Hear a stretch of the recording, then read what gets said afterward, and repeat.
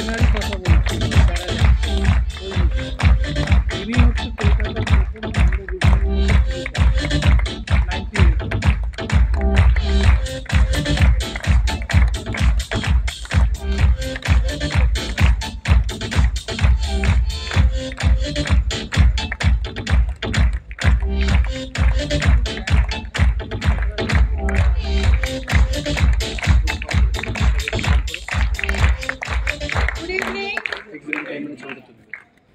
আমি সুজাতা ঘোষ।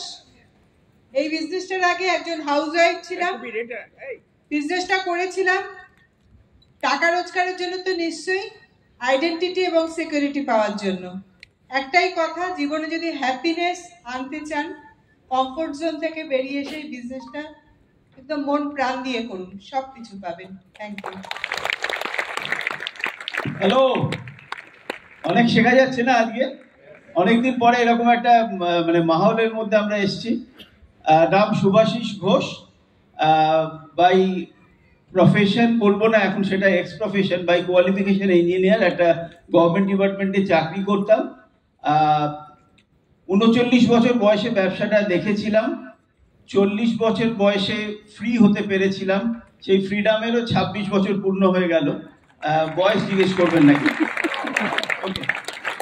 বিজনেসটা করার কারণ যদি একটা মানে ইম্প্যাক্ট স্টেটমেন্ট বলতে হয় বা কিছু কারণ বলতে হয়, মানে আমাদের জীবনটা তো একটা গাড়ি।